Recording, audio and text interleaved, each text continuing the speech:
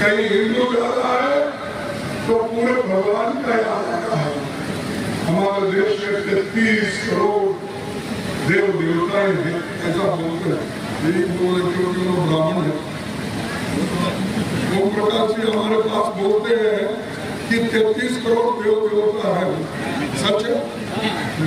देखो, अब 33 करोड़ देव देवताओं को याद करने वाला मोदी यहाँ के 140 करोड़ लोगों का देखभाल करता है।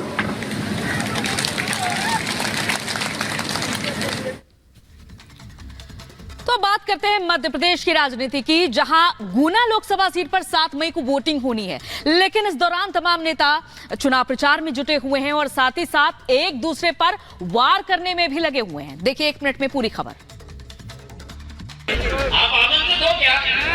आप आनंदित? लोकसभा चुनाव के रण के साथ ही एक दूसरे पर हमले भी तेज हो गए हैं। मध्य प्रदेश की राजनीति में फिलहाल जुबानी जंग ज्योतिरादित्य सिंधिया और दिग्विजय सिंह के बीच चल रही है। दोनों एक दूसरे पर बिना नाम लिए ही हमला कर रहे हैं। गुना से बीजेपी प्रत्याशी ज्योतिरादित्य सिंधिया ने दिग्विजय पर बिना नाम लिए हमला किया है। कार्यकर्ताओं को संबोधित करते हुए सिंधिया ने कहा कि अपनी सेना तैयार रखना, राघोगढ़ किले पर सेना लेकर आ रहे हैं। पूरी सेना लेके आओगे? एक एक सेना को लेके आओगे? उपस्थित रहोगे? लड़ाई लड़ने के लिए तैयार करोगे? कल से हमारी ब्यूगल बजेगी। कहाँ बजेगी?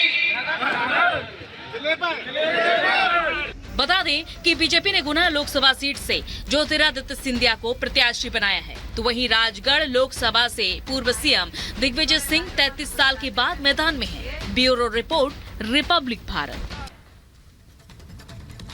इधर पहले चरण के मतदान के बाद अब दावों की बारी है। स्मृति ईरानी ने दावा किया है कि बड़ा जनादेश वहां मिला है, बढ़त बना ली है। पहले ही राउंड में बीजेपी ने ये कहा है कि प्रधानमंत्री मोदी के नाम पर फिर एक बार पहले चरण में बीजेपी को बढ़त मिल गई है। मोदी की गारंटी के समर्थन में लोग हैं। दरअसल आपको बता दें कि शुक्रवार को पहले चरण का मतदान हुआ, 102 सीटों पर वोटिंग हुई है और अब बीजेपी की तरफ से दावा किया गया है कि उनको सबसे बड़ा समर्थन मिला। रिपब्लिक भारत से खास बातचीत की है केंद्रीय मंत्री स्मृति ईरानी ने, सुनाते हैं आपको।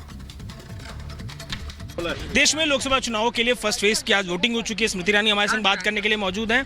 मैम, फर्स्ट फेज की वोटिंग लगभग खत्म होने के कगार पर है। फीडबैक आपको भी आ रहा होगा, क्या रुझान लग रहा है? जनता से पूछिए क्या लग रहा है भैया वोटिंग में, पूरे देश में क्या होने वाला है भैया?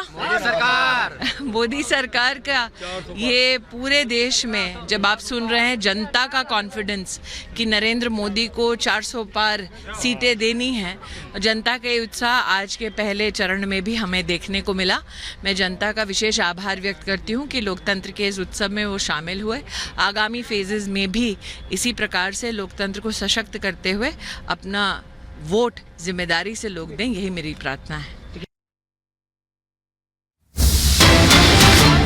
मुर्शिदाबाद की रैली में बोली है ममता बनर्जी, सुरक्षा बलों की तैनाती पर सवाल उठाए हैं और कहा है कि सब कुछ लिखा जा रहा है, सही जगह पर सभी शिकायतें दी जाएंगी। आपको बताते चले कि मुर्शिदाबाद में किस तरह से रामनवमी के अवसर पर झड़प हुई थी, हिंसक झड़प की तस्वीरें सामने आई थी, कई लोग घायल हुए थे। और अब जहां मुर्शिदाबाद में जब ममता बनर्जी रैली करने पहुंची तो उन्होंने कहा है कि सब कुछ लिखा जा रहा है और सही जगह पर सभी शिकायतें होंगी।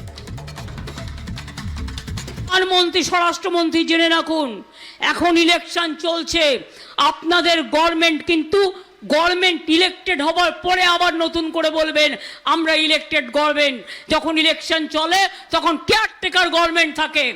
আপনারা কি করে স্টেট পুলিশকে টোটাল বাদ দিয়ে শুধু সেন্ট্রাল পুলিশকে দিয়ে ইলেকশন করাচ্ছেন যাতে বাক্স লুট করতে পারেন, মানুষকে ভোট দিতে আটকাতে পারেন, মানুষের ভোটে বাধা দিতে পারেন।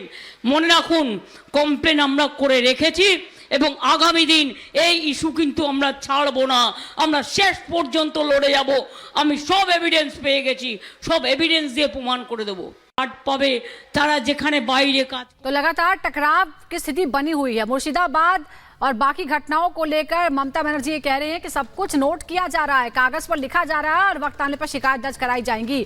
सवाल यह है कि चुनाव आयोग फिलहाल सारी व्यवस्थाएं देख रहा है। केंद्रीय बलों की तैनाती का फैसला आज से नहीं बल्कि 3 दशक से है चुनावों के दौरान। तो अब इस तरह के टकराव की स्थिति और ऐसे हालात बनाने की कोशिश फिर एक बार की जा रही है।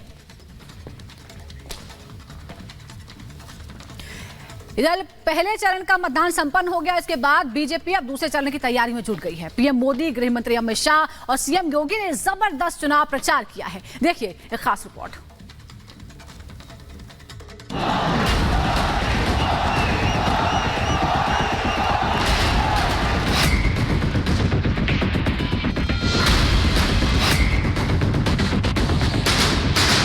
हमारा एक पड़ोसी जो आतंक का सप्लायर था, वो अब आटे की सप्लाई के लिए तरस रहा है।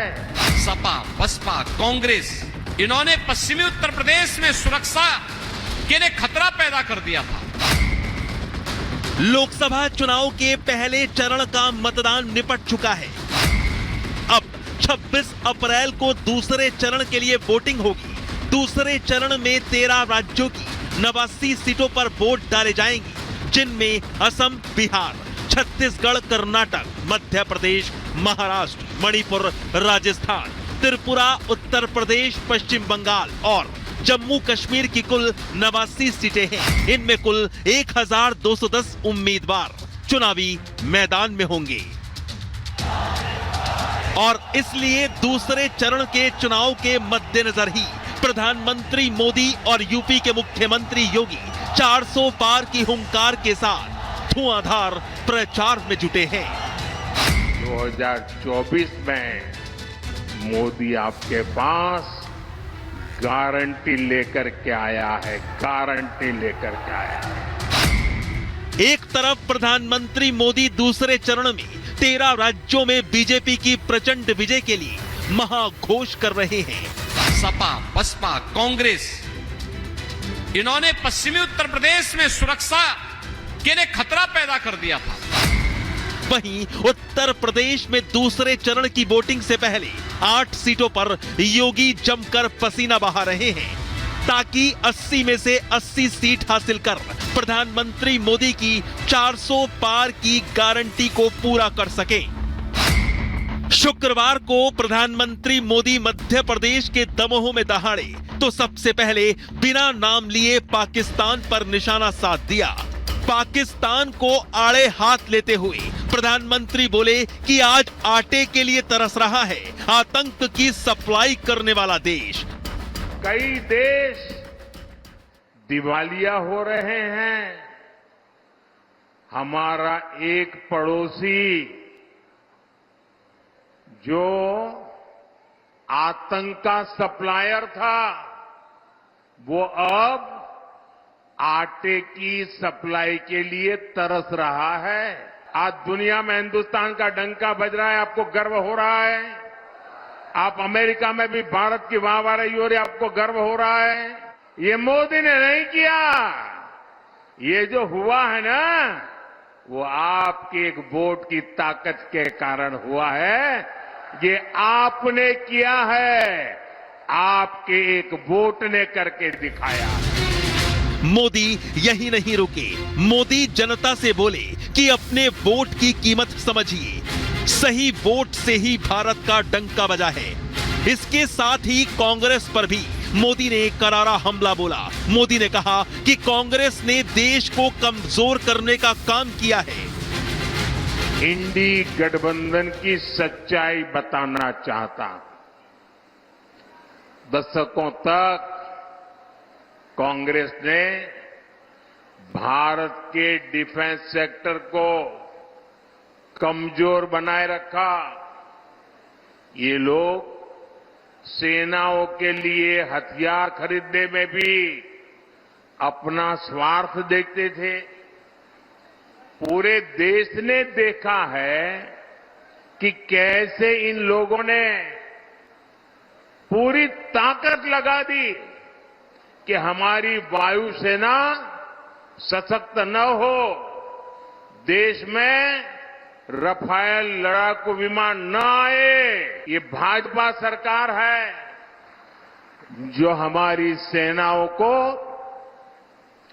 आत्मनिर्भर बना रही है। भारत की पहचान अब दूसरे देशों को हथियार निर्यात करने वाले देश की बन रही है। और आज जब मैं यहां भाषण कर रहा हूं ना, इसी समय हमारा ब्रह्मोस मिसाइल विदेश जाने के लिए, सप्लाई के लिए, डिलीवरी के लिए थोड़ी देर में चल पड़ेगा। एक तरफ पाकिस्तान तो दूसरी तरफ कांग्रेस को रडार पड़ लिया, लेकिन प्रधानमंत्री मोदी विकास पर भी बात करना नहीं भूले। मोदी ने कहा कि 14 में उम्मीद लेकर आया था, 19 में विश्वास लेकर आया था और अब 24 में मोदी की गारंटी लेकर आया हूं। जब 2019 में मैं दोबारा आपके पास आया तो विश्वास लेकर के आया था, और आज 2024 में मोदी आपके पास गारंटी लेकर के आया है, गारंटी लेकर के आया है। इधर यूपी में दूसरे चरण की जिन 8 सीटों पर मतदान होगा, वहां योगी अपना दमखम दिखा रहे हैं। मजबूत कानून व्यवस्था और भ्रष्टाचार पर वार का हवाला दे रहे हैं और सीधा सीधा सपा, कांग्रेस और बसपा पर हमला बोल रहे हैं। सपा, बसपा, कांग्रेस, इन्होंने पश्चिमी उत्तर प्रदेश में सुरक्षा के लिए खतरा पैदा कर दिया था। न बेटी सुरक्षित थी, न व्यापारी सुरक्षित था। किसान के खेत से उसका ट्यूबवेल उखाड़ करके लोग लेके चले जाते थे। पिछली सरकारें दंगा करवाती थी। आज आप देखते होंगे दंगा नहीं है, कर्फ्यू नहीं है। बेटी और व्यापारी की सुरक्षा पे अगर किसी ने सेंध लगाई, किसी ने खिलवाड़ किया, तो अयोध्या में तो रामलला विराजमान है, लेकिन उस माफिया और उस अपराधी का राम नाम सत्य है, तय है। इस बात को देख लेना।